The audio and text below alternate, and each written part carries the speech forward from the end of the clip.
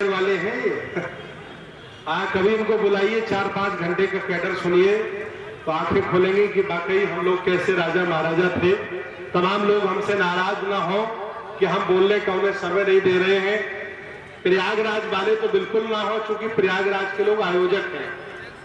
अगर सब लोग ऐसे ही बोलेंगे तो इस कार्यक्रम हमें 1 महीना चलाना पड़ेगा।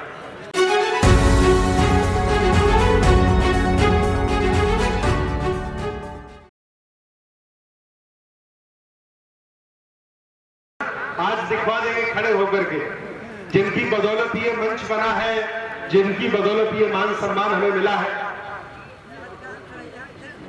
वो लोग आ रहे हैं, आप सभी लोग बैठिए, ज्यादा घने मत होइएगा क्योंकि खाना बांटने में दिक्कत हो जाएगी लोगों को। जहां बैठ रहे हैं, आने वाले हैं, बस मोड़ पर पहुंचने वाले हैं। आइए इंजीनियर साहब। प्रधानमंत्री जी, सर्वप्रथम करुणा के सागर तथागत गौतम बुद्ध जी के बोध सत बाबा साहब भीमराव अम्बेडकर साहब के चरणों में श्रद्धासुमन अर्पित करते हुए मंचासीन हमारे पूज्य परम पूज्य गुरु बंते जी, बंतेगण, आपको वंदन। मंच के सामने जो बैठे हुए हमारे बंतेजन, मैं उनको भी वंदन करता हूँ और मैं सभी उपासक उपासिकाओं को जय भीम, नमो बुद्धाय, जय संविधान बोलता हूँ। साथियों, ये जो आज का कार्यक्रम रखा गया है, ये बौद्ध सम्मेलन का उद्देश्य क्या है? बहुत सारे लोग समझ रहे होंगे कि ये भीड़ आई हुई है और वक्ता लोग आएंगे, बोलेंगे नेतागर की तरह और हम लोग सुन करके चले जाएंगे। साथियों, इस बौद्ध सम्मेलन का बहुत बड़ा मकसद है। ये प्रयागराज की धरती है। इस प्रयागराज पर मुझे लगता है कि 2000 साल पहले ऐसा ही सम्मेलन महाराजा कनिष्ठ ने करवाया था। महाराजा हर्षवर्धन जी ने करवाया था। और ये 2024 को आप लोग खुद इस दूसरे सम्मेलन के साक्षी बनेंगे। साथियों, ये सम्मेलन इसलिए करवाया जा रहा है कि भारत की पुरानी संस्कृति, सभ्यता से लोगों को परिचय कराया जाए एवं मानव धर्म जैसे बौद्ध धर्म का प्रचार प्रसार किया जाए।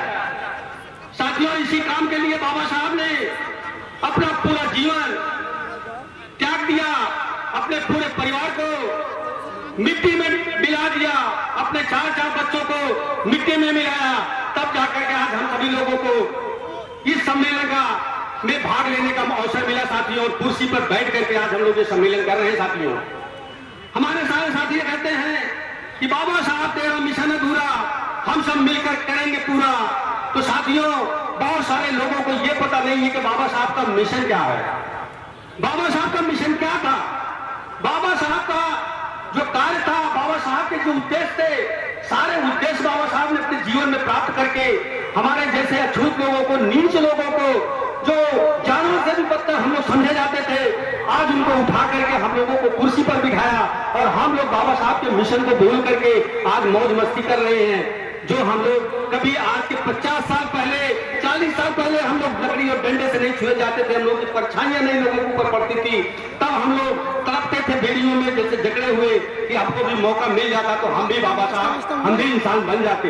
लेकिन बाबा साहब ने हमारे लोगों जैसे वो इंसान तो बनाया, लेकिन हम इंसान बनने के बाद बहुत गंदे लोगों के विचार में फंस गए, जो हमारे समाज का, हमारे देश का, हमारे लोगों का पतन करते रहे और आज भी पतन करने का प्रयास पूरा चल रहा है। और उन्हीं का साथ हमारी माताएं बहने, बहुत सारी माताएं बहने, बहुत सारे साथी लोग इस कार्य में, उनके जो कार्य उनके गलत है, उनके गलत कार्य में हमारे सारे लोग फंसे हुए हैं।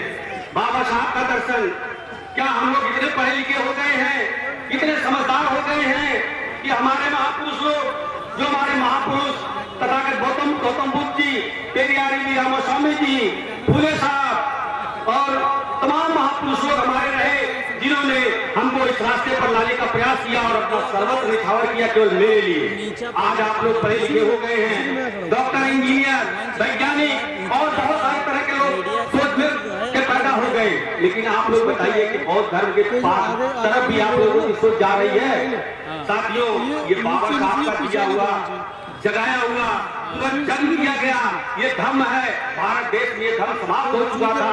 कहीं भी एक भिक्षु नहीं मिले थे जब बाबा साहब 1956 में 14 अक्टूबर को बौद्ध धर्म की दीक्षा ले रहे थे। हमारे बच्चे परम पूज्य धन्य जी बैठे हुए हैं, बाबा साहब के जीने में लिखा हुआ है कि यहाँ कोई भिक्षु नहीं मिले बाबा साहब के बौद्ध धर्म को दीक्षा देने के लिए।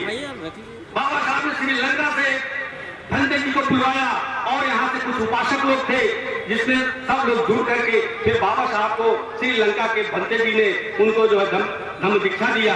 तो आज तो हमारे देश में करोड़ों करोड़ों भंते धर्मगुरु हमारे टहल रहे हैं, लेकिन हम लोग अगर एक साधु फकीर आता है तो उसको घर में बिठाते हैं। एक तांत्रिक जो हमारा सर्वनाश करने के लिए आता है उसको हम अपने किचन में ले जाते हैं और उसकी विद्या से हम अपना घर कृत करते हैं, उसको मनमाना दान देते हैं।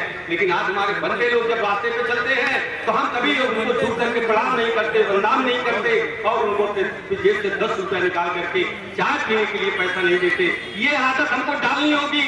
भले हम चीवर में ग्रहण करें, लेकिन इस चीवर का सम्मान हमको करना पड़ेगा, क्योंकि यह चीवर तथागत गौतम बुद्ध जी का चीवर है और इसके सम्मान में साथियों हम सभी लोगों को आगे आना होगा और हमको डरना नहीं है। और क्योंकि मेरे साथ मेरे बाबा साहब का संविधान है और बाबा साहब का मिशन यही अधूरा रह गया है कि हमको भारत को पूरा बुद्धमय बनाना है। इसी पर हम सभी लोगों को कार्य करना है, अपने नवयुवक पीढ़ी को जगाना है और माताओं बहनों को समझाना है।